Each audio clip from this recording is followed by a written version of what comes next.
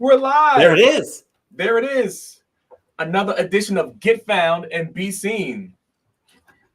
Better late than never, right? Take Take imperfect action with intent. With intent. And you'll build some momentum. Woo-wee. Well, today we're talking about avatars, the power of avatars. Avatars? That's right. Avatars. Isn't that a big blue dude in a movie? Nope. Although I saw both, and I enjoyed both of them. They were epic movies. But we're not talking about that. We're not talking about the little people inside the little circles on your social media platform either. No. We're talking about the ideal client avatar. The ideal client avatar. Which applies to the whole marketing thing that we always talk about. Right. And you also mentioned it in an acronym, actually, which I hadn't heard of. Well, that's just the favorite thing for tech people to do is make up new acronyms. So ideal client avatar, well, it's the ICA. ICA. Of course, with any appropriate acronym, if you are reading a document or some sort of text-based thing, they should spell that all out first before they start throwing an acronym out at you. They have ideal client avatar in parentheses ICA, so that later on when they say ICA, they already told me what that means. So I'm not trying to come up with idiotic compounded aardvarks. Say what?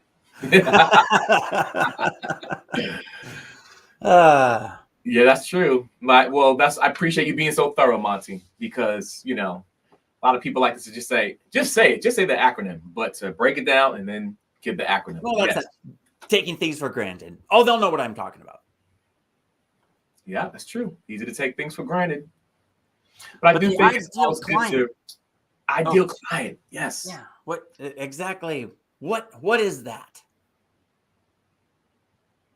What is that?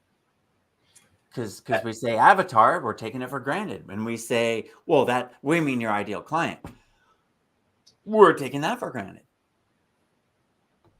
That's kind of an incomplete thought. Like we talked about last week. Right. So let's what did it come up with? Let's break it down. Let's break that ideal client avatar, because it's the same thing that we're talking about, representing somebody. And why do we want to represent one person when there are so many people out there and you want lots of customers? So why would you talk to one person? That's the big hang up that most people just shy away from. It's like, that doesn't work for me. That works for other people. Right. But I think that the key is the specialization and niching. We hear about niching down, just talk to one market. And that advice is astoundingly powerful for marketing, for creating messages, for talking and communicating. Not even marketing, for talking and communicating. That's right. Agreed. 100%. And I think it is important to understand the essence of that if you want to get a message across clearly. Absolutely. It's powerful. It's interesting though, for some creators and some folks who put out content, and business owners, some feel like, even if they feel it subconsciously, they feel like, I feel constrained and I feel trapped. And it's hard to get my stuff out there. And it's hard for me to say something and do, because I don't want to communicate like that. But when you have options, and even if you do, it's good to focus on that ideal client. And if you may have some other ones, that might be an organic, natural thing. Yeah. But to know you have options to have that focus, and then focus on the other ones when the time's right, when the time's appropriate. Of course, we have to communicate like that. I know for me, I don't always think like that, but it's important to communicate to myself like that and to other people as well. And if I know I have options, I can focus on what I specialize in, but I can also focus on niching down too, because that's going to help my audience to clearly understand what I'm communicating. Am I right about that, Monty? Absolutely. Absolutely. In fact, that's the next point of touching base on, is that niching down doesn't mean I'm only going to talk to these people. I'm only going to serve these people. Yeah. And that's where I got hung up on that idea. So let me touch back base on specialization is what you offer. So you offer a service or a result or value, Right. and it can help a plethora of people.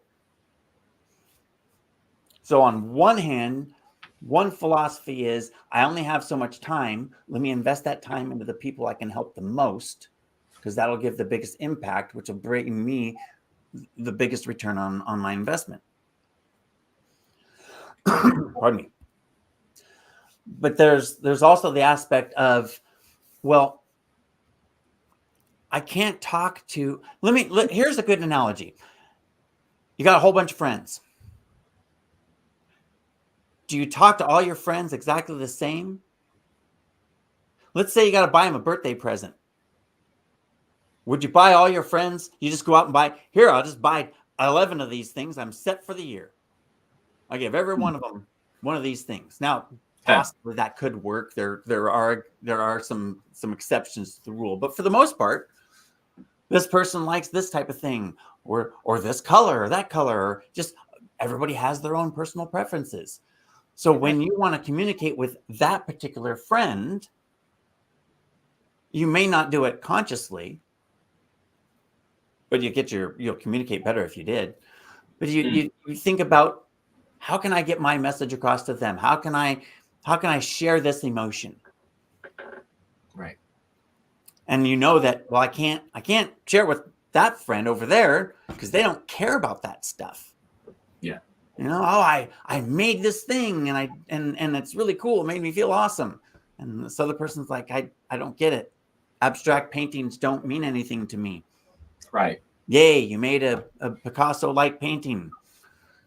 But this other person who appreciates art is going to be like, oh man, how long did that take you? Holy cow, right. That's amazing.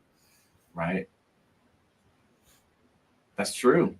Of course. Although if you go to that person and talk to them like you would have talked to the other person, maybe they wouldn't get excited because you're not sharing the emotion with them, because you're not connected on that communication channel. Right. Right. And this is cool, Monty, because every time I hear this, it's like, it reminds me so much more, or when I hear it, it reminds me more and more that it's human to human connection, man. And everyone connects with everyone differently. You know, I mean, you might have a group of people that might communicate the same way, or different groups that communicate the same way. Even with that, on that level, you're targeting that specific group and having a specific conversation so that you have deeper connection. And when you have deeper connection, more progress is made, more production's made, more, it just makes the whole scenario better. And that's one of the things that makes the avatar more attractive, or pursuing and figuring it out and making it a journey. Yeah, and if you consider it as a tool, a communication tool, right? That's what it comes down to. And I'm only interested in, for this message, this scenario. That's the context and perspective for this. But as I move onwards, that will change as I talk to different people or talk to the same person about a different thing. Right. That's true. And the honest saying, and there's nuance with that too. Not that I'm not going to get into that topic, but it's just they're in different places in their journey, so you got to be able to adapt. And that's another powerful point about developing an avatar, knowing your ideal client and that if they have accomplished something, that they have grown and evolved and become somebody new that now has newer, evolved desires and goals and objectives. That's right. That's right. And if you're not aware of that, then you are limiting yourself to only a person in this point in their journey. Or again, your message becomes garbled as you try to appeal to the people that haven't quite gotten there, to the people who are there, and to the people who have already gone past it. Right. It's like, how do you appeal to all those people? Right. Right. That's true. That's true. And I think it's, too, even to what we're going to talk about too, when it comes to, we could say websites or videos, or websites and videos, it is important to be aware of your avatar, because the content you have to put on your website or your video or in your video has to be directed towards that ideal client avatar, that ICA. Right. That's the, applying it to a specific scenario. And I don't know. I was going to go in like 3 directions right there. So let me back up and go in one. Website. Open up a can of worms. Well, websites, it's not that the avatar is for a website or an avatar is for a video. The avatar is for the audience. And the audience is determined by context and perspective. Again, I'm really big on that. The website gives certain context and people have their perspective of it. Right. And how you develop the text that's on it and the pictures that are going to be on it and the message that you're trying to convey based on who is going to visit it, what traffic am I going to get to go there. Right. And with websites, pardon me again. I got mine too. Websites, people think, I got to get everybody there. Yeah. Now let's analyze the big corporate websites. And they produce a bunch of these landing pages that aren't really part of their website. If you just go to their website and start clicking around and navigating, you never find these landing pages that you get to from Facebook or from Google or from other search places. Right. Because those are specifically tuned to the person that clicked on the thing. And the thing is the context. And so they know, oh, well, if this context is interesting, then we know at least somewhat the perspective that's coming at it. So we'll design a web page or landing page accordingly. So it's not even communicating one-to-one with somebody. It can just be we know a little bit about them, so let us cater the message to them. My other example is, rather than, it's the timeline or it's the benefits. If someone is like, oh, well, this thing does this and it does this and does this and does this. Well, if those are targeting different people because you're trying to accommodate everybody, that means that each person, if you have 4 different people looking at it, each one has a different point, but it's only 1 out of 4. Yeah. It's 25% emotionally engaging because the other 3 are like, yeah, I don't care about that. Right. So if you just like, well, I'll talk to those 3 later. Let me talk to this one guy. And so he's only worried about this one thing. Okay, well, what else can I find that goes with this one thing so I can get this guy at 75% instead of 25%? Right. And that's brilliant to do. And it's easy to miss it. But even, it's like we know about that, but for a lot of business owners too, they're not always thinking it like that. They might think, oh, I just got to get this site done. And they don't know all the nuances. Like even you being with what you do, you're so helpful with that too. I mean, you're great at helping people find their ideal client, and you can assist people with websites and stuff like that as well. But the average business owner won't know about that. They're thinking all these different things amongst their schedules and all this other stuff besides the online presence thing. So it's so important for our audience even to understand that. That's why knowing your avatar is important, and even knowing your specialty. I love what you were talking about last week too. What a great combination to have. I'm a fan of that. So that breaks it down so that you can say, this is what I do, and I can help all kinds of people. Absolutely. And it also, so here's the focus for the overwhelmed solopreneur, because that's what you were just describing, because you got these schedules and these things going on. And right. I just want to get this website done so I can move on to the next thing.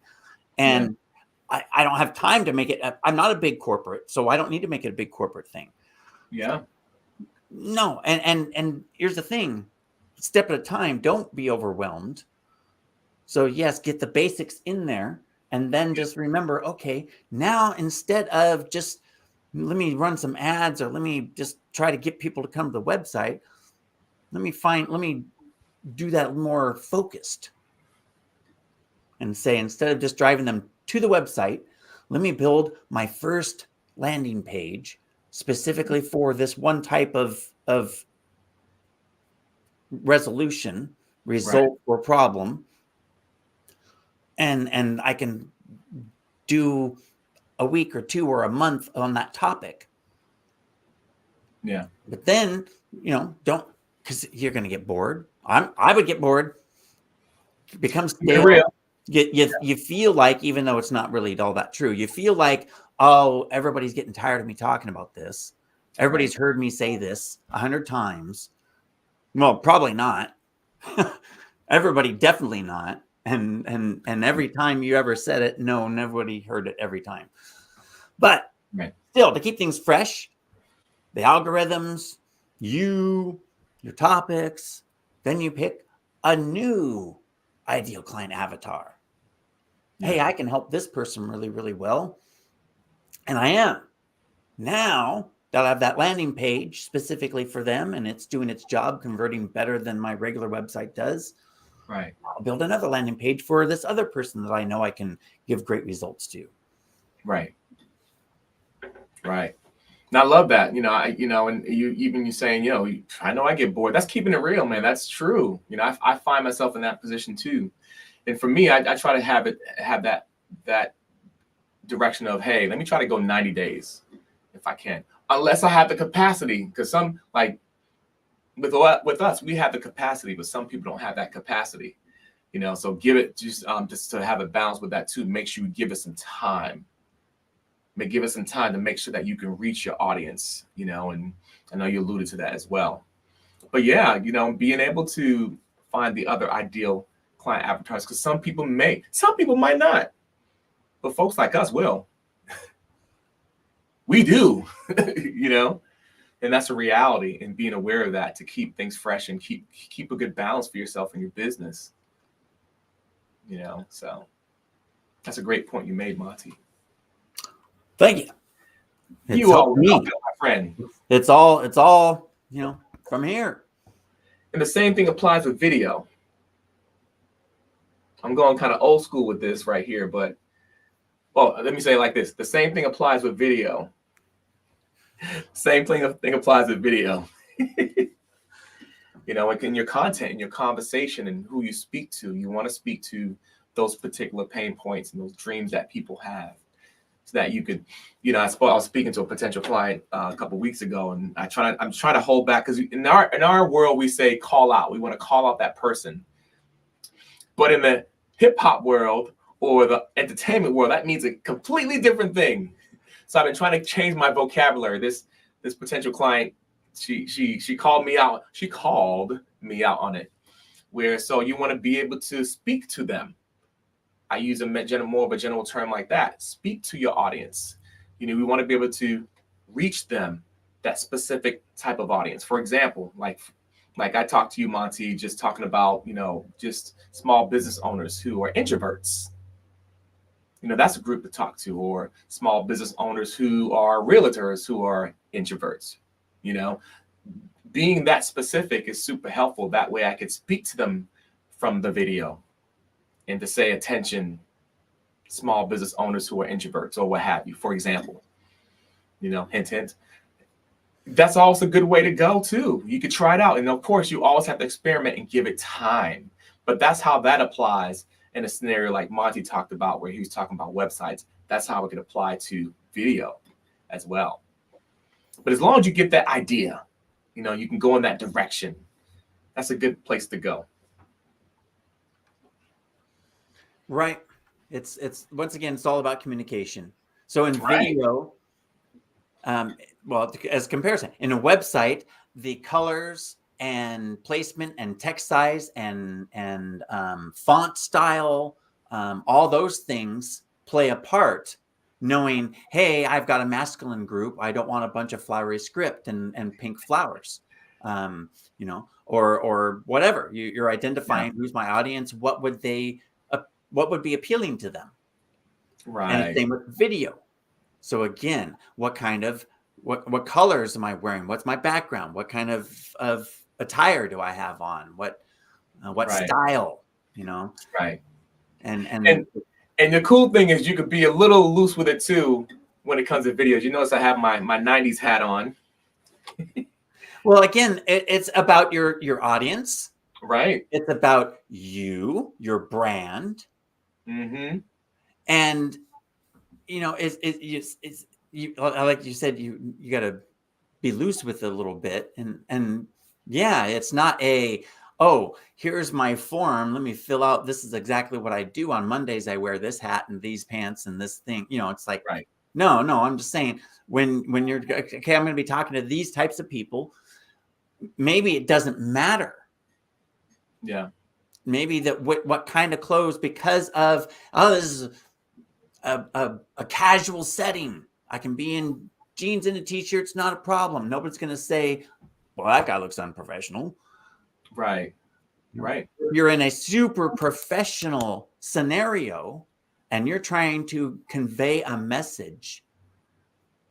The receptors in a business orientated, I'm in a suit, the room's full of suits, and you're in jeans and a t-shirt, instantly, we're not listening to you as much as we would have if you were in a suit. Right. Right. Although there's the opposite of that. I bet you there's somebody out there saying, it's like, that's the shock factor. Right. It could be. Again, context, you and your brand, how you're going to present your message, how captive your audience is. Right. Video versus live. Right. And website versus video. I feel like from my experience, I've seen, they're more because of culturally, because of where things are with video and where the direction, the journey in which we go is different than websites, where websites have to be more formal sometimes. Where videos is more, hey, we're talking. Well, I'm looking at you. Hey, we're talking. This is a conversation. So then it gives more options for the dynamicism. You know what I mean? You could be that dynamic, So, but that has to be to the business owner's discretion too, because it doesn't work for everyone. You have a Gary Vee, he can do it, but other people may not feel like they can do it, and you have to be authentic to yourself at the end of the day. There's different nuances to it, of course. Right. But what's interesting there, I just realized, is that, video, it depends. Is it the video on your website? Is that video on your website a sales video, right, or an informational video, right, or a lead magnet video? I mean, it's all of those. You're going to speak differently, right? Context. So again, like website, is it a landing page? Is it my main page? Is it my services page? All of those are appealing. So the thing that made me realize that was I was going to say, well, websites, people are going to they went there. It's not like they were scrolling through websites and like, oh, look, there's your website. Right. But your videos, if you're posting on social media, that might happen. Right. Oh, we got people thinking now. Oh, now you have my wheels turning. Hey, Vicky, how's it going? Shout out to Vicky. Good morning, Vicky. Monday morning. A Monty Monday. Monday morning. Oh man, love it. But it's good to be thinking about that and to be able to map it out because that's good for you. Because as you do it, you're gonna have to if there are clients that you serve that need to understand that, you're gonna need to educate them on that, and that's gonna change. The journey's gonna change. The context is gonna change. Where they're at's gonna change. So these are some really great points to think about and consider as you're doing it for your brand and for other people as well. So lots of things to think about. Things that make you go, So Monty, what would you say are the benefits of using or benefits of knowing your avatar? Well, it comes down to that being able to communicate and have them receive. Mm. And in a more impactful way. Because again, I come back to I think about commercials where the thing that they're talking about in the commercial, they're like, oh, it does this and this and this. And I think about, well, one of those is kind of cool. I don't care about the other two. So I'm not sold. I'm like, whatever. So I try to think about, well, if I want my message to come across with more impact than that, I need to align those three things. Or only talk about two things if I have to. Yeah. But find the things that for that person that said, hey, that one thing sparked my interest. I was almost listening. So if you can get one or two more things that also spark interest, you're just increasing exponentially the chances that they will click or stop or whatever it is you're trying to get them to do. Right. Agreed. You're anchoring that opportunity. Oh, you're giving them reason. Yeah. It's not just about, I have all this, it does all this cool stuff. It's so cool. Why aren't you looking at it? It's like, well, because you're talking about you. Right. I already gone through 5 people talking about themselves. Another context, yeah. Oh, but it's like, it's like, oh, pain. I all 3 of those I identify. Yeah. Urge. The scrolling comes to a stop, even for half a second, which is enough for the AI algorithm to know they stopped on it, flags them as interested.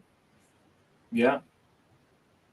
It does. It knows. When you scroll past something and go back up to it, the algorithm knows, oh, you were interested in that. Oh, yeah. So I like to mess with the algorithm and scroll back and forth on stuff that I'm not interested in. And no.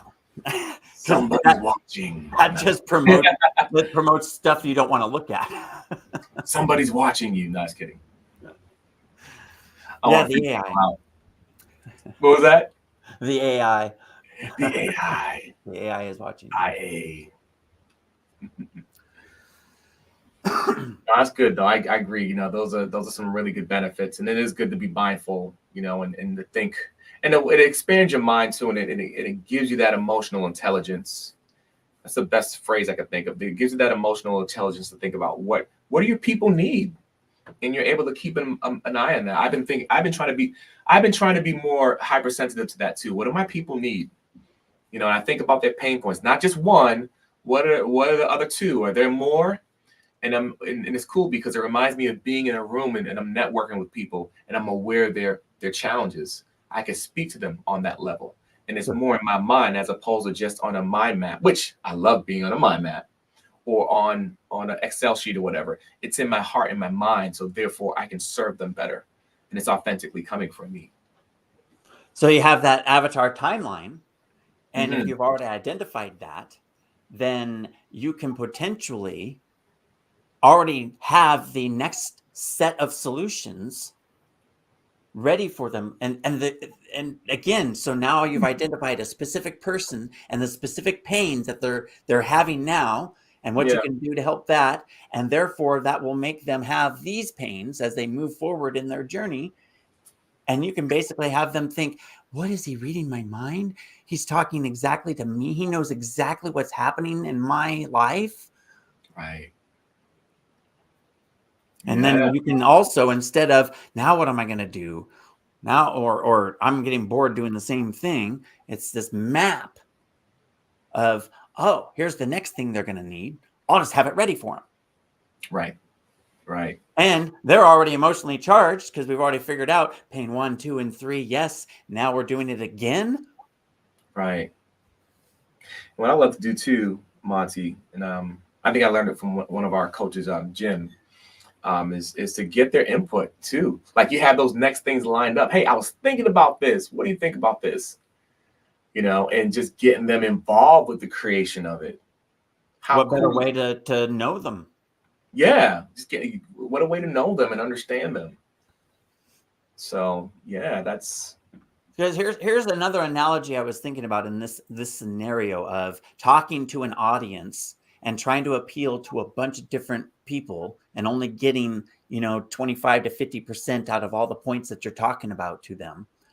mhm. But it's interesting that if you are in a smaller setting of a group of people and you're talking to someone, and that someone is really excited, and you're carrying on a conversation that is vibrant, Yeah, other people that only have 25 to 50% interest are now more interested hmm.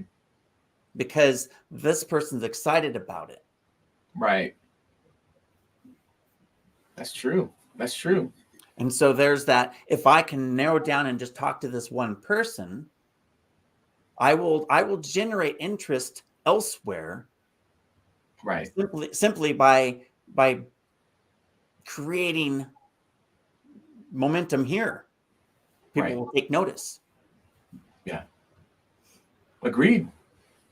100%. Agreed. 100%. You build those relationships. So yeah, Monty, I'm glad we talked about this today. I'm glad we're talking about this today. I like Mondays and setting up a topic. It makes the Mhm. week interesting as you can apply different thoughts throughout the business week. Right. Very interesting. I have a question, Monty. I had a thought too. And even this is with what we have too. The importance of choosing the right avatar. Is there a choosing the right avatar? Like, that's just an open-ended question. There's not a right or a wrong avatar. There's an accurate avatar. And there are avatars that will be more beneficial, sometimes for them, sometimes for you. If you can find where it's for both, that's the sweet spot. And that's what you're really looking for. That's the most right. Yeah. That would be the best choice. Right. Would be the person that there's a lot of it maybe considered the unicorn, but it's not. It's just let me find someone that has a problem. They're looking for a solution. I can give them the solution. And so if that's the case, I just need them to know that I have the solution. So I have to talk to them, not to the group of people that they're in. Yeah. Not that doesn't work. I mean, right. It's just we want to amplify our results. Right. Right. No, that's a question that I pose because I think about it and I look and I try to go in a direction, and then I'm also looking to make sure it's going to be a win-win for me as well. I want to make sure it's a win-win for that potential client, but if it's not a win-win for me, man, I'm so not happy. That's just the reality. That's the some other people half. may be happy more with the money, but for me, I'm just like, look, it affects different areas of my life.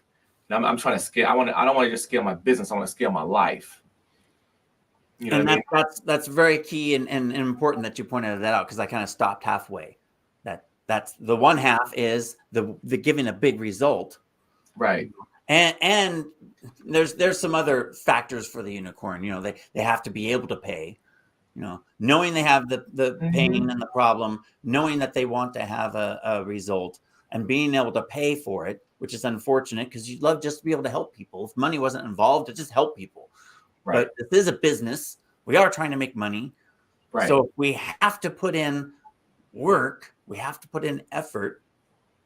One of my biggest payoffs is the person going, yes. Yeah. So once we've developed, okay, I can find that person who actually can pay me. Right. So on my side, it's got to be the ROI, return on investment. I invest this time, and which usually involves some monies too. Somehow I got to pay for my Zoom subscription or whatever. That's a reality. And so I got to make a profit from that. It needs to be whatever I feel. And that's one of the steps in the whole process. You got to identify, I need to charge this much per hour, or I need to charge this much per thing, or whatever. Right. And that's your side of the coin. Right. And then you mesh it together, because if you just go with the what's going to make me the most money, then you might not get enough of them. It might not actually make you the most money. It's the most money per person, but if you don't have enough of them, you got to find that balance where it's helping other people and helping you too. Right. Yeah. And you might make enough money, but you may not have that peace of mind. I love what Brian Tracy talks about. Your goal is to have peace of mind. So, you can make all that money, and then you have no peace of mind. Then it affects everyone else around you. That's a problem. But for some people, they're cool with that. But I know there's some business owners out there who are just they're focused on their calling. They're focused on, having that peace of mind. So that, even hearing you, I love what you said. What I'm hearing is balance. You want to have that balance, of both. Like, you got to make a profit. You got to be able to feed your family and pay bills. And at the same time, you also got to be able to make sure you have and that includes peace of mind too, but you got to have a great dynamic too, which will help lead to a great peace of mind as well. Because, I don't want to walk, when I walk into scenarios, entertainment industry, business world, wherever, I'm looking and seeing, okay, who's grumpy? Well, I'm going the other way. I don't want to be grumpy. You know what I mean? So if I could find that good balance, that's what I look for. That's helpful for me. And I know there's some people out there who may be thinking along the same wavelength, so. Yeah. That it is that balance. I alluded towards you need to set what that money amount is. Yeah. It needs to be profitable, but for some people that profitable amount is much different. So just, again, knowing your ideal client helps you figure out where you are in that scale, your context and your perspective on this whole idea. So I had that short not too long ago about the barbershop lady, and she's totally happy, not making a fortune. She's working 4 days a week, and she leaves, when she feels like it. She just tells people, all right, you're the last person. And who else comes in? Sorry, I don't have any more room. And then she goes and takes her daughter to sporting events, or, does that balance, that home time, the me time. And she likes the balance that she has. She could make a lot more money. Yeah. But she would have to work a lot more. And for her, that's not worth it. Right. Yeah. That's good, man. That's good. And that's good that it's good that there's options out there. When it comes, even when it's so, well, maybe I'm getting ahead of myself, but I'm curious of how we make all this simple. I think I made it simple for myself by mind mapping it out. Nice. I think that just knowing my ideal client framework, so that I can focus on one thing at a time. the overwhelmed solopreneur that I used to be wasn't getting anything done because I was trying to build all this different stuff. Right. And by focusing on one, and then getting that feedback and just listening to what's going on, you may stick with that one for quite some time, or maybe you find out, oh wait, that's not the right one. I need to shift. Mm-hmm. And that's the simplicity right there. Just let me identify this thing and start developing who this person could be so that I can maximize my efforts and my returns. Yeah. And then just the whole pivot from there is the constant, let's check this out. Does it work? Let's do it more. If it doesn't, let's shift. Yeah. I love that acronym you have too. That's pretty cool.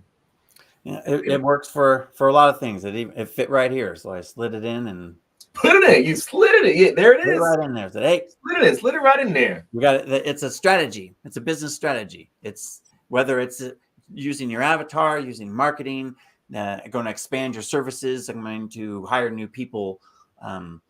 Just knowing that focus of this is my objective, this is who I'm serving, this is why I'm doing it, this is the return that it should give. Yeah. And is that working right? Now I'll scale it. Yeah. Rather than this should work, let's scale this puppy, and then figuring out down the road, oops, we forgot to calculate that one factor, that one little tiny factor that now, yes, I'm making money, but I'm miserable. That little factor. Been there. Just a little factor. It's not fun. Yeah, been there. It's not fun. It's funny now. Right. Yeah. Perspective. Mm-hmm. Yeah, I would say that the knowing your avatar is important. Your ideal, the ICA. I'm gonna say that more. ICA, your ideal client, and thinking about it in this way, it's a relationship. It's human to human. There's that term business to business. I respect it, but I like thinking on the lines of human to human because that way I can empathize, see where they're at, and when they're going through a stressful time or whatever, they're confused or perplexed, I can help them and figure out where they're going next and give them some solutions that can help them along their journey. That wasn't all that simple the way I said it, but I meant it to be simple. I meant it. So I think you got the intent. I think the simple part on all of that, and what I said too, which wasn't really all that simple, is it helps you focus. Yeah. As an overwhelmed marketer, it really helps you focus. That's right. Vicky says, refining my first avatar allowed me to find ancillary avatars. Similar niches. Ancestral healing, teaching ancestral healing for spiritual entrepreneurs, former inmates for both avatar categories. There is a natural progression. Ooh. I like that, Vicky. There's a natural progression. Agreed 100%. That's kind of that part of that exploring. It's like, all right. Which ones? And now I've nailed this one, and I've figured out how to focus on that. Let's develop the next one because I got this feedback and this information, and it led me into this next thing. Yeah, so that's exciting too. I love that. Exciting, and I love that. That's on point what Vicky said. And like you said, exploring. You have to be on that journey. Now, if you just sit and assume that something's going to happen, it ain't going to happen. You have to be on that journey. You have to take action for sure, to add on to that. So that's good stuff. Thanks for sharing that, Vicky. Absolutely. Yeah. Well, Vicky, thanks for helping us keep it simple. Yeah, that was pretty cool. That worked out perfectly. Ooh, yes. Listen to your people. Listen. That's right. I got so excited I dropped something. Well, I can still hear you and see you, so it must not have been vital. Oh, good. I got found and I was seen. Perfect. Well, Monty, anything else you wanted to add to the conversation? I think that was sufficient for one episode. Breaking it down, give a benefits of, and then keeping it simple. Your ideal client avatar. Boom. And you can guess, we will be discussing this again at some other point in the future. So it's just one of those topics that should be discussed multiple times. As the journey continues, it is a development process, not a project to be completed. You mean I can't just check it off? What? Well, you can. I mean, that is a choice. You have options. Options. However, that option is fairly limiting. There it is. You've been told. Monty, if someone wanted to find you and they want to understand, hey, I need to understand my ideal client and what is all that about? Like, okay, what are you guys talking about? Help me out. Where can they go to find out more information? More information can be found at MontyArmstrong.com. That's right. MontyArmstrong.com. I had to kind of chant it out a little bit to get there, to get to it. Okay. There it is. We didn't pre-plan, but there you go. There it is. Boom. Yep, there's my website's set up specifically for the ideal client avatar situation. So that'll just take you right through the journey.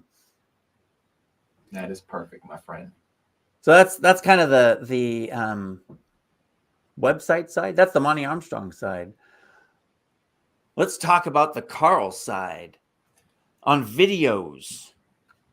The videos. Videos, yes. And by the way, Monty, I do talk about that too, is their ideal client, because if we're talking about, hey, videos, it's not just the MTV video or anything. This purpose with the video. You have to understand, it's important to understand your ideal client. So right. And if you want to know more about that on the video side, and you want to get your videos up and popping online, I'm kind of amped up today. Must be the hat. Popping, up and popping. You can go to carlalleen.com. Or if you're one of those overwhelmed solopreneurs that says, all this stuff, I don't know how to make a video. I can't be in front of the camera. I'm no good. Right. Yes, you are. Yes, you are. Yeah, I was like, first of all, I'll help you out with your mindset, because you have something great to offer. Everyone has something great to offer. There's no one else on this planet like you. You are unique, and you have something special to offer to your audience. That is something AI has given us. What? It has amplified everyone's importance. Tell me more. AI amplifies importance. Okay. You and your acronyms. So AI turns through stuff and gives you the mean, the average. It's the better, but it's still it's taking everything and churning through it. Right. And if you clone the clone, it gets ugly. So that's right. We need all that new, your perspective, everybody's perspective.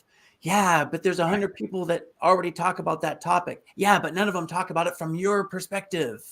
Like you, exactly. And I'm on a mission with that, Monty. I'm looking to help people, to help them find their uniqueness. Even when someone sneezes at you, you're unique.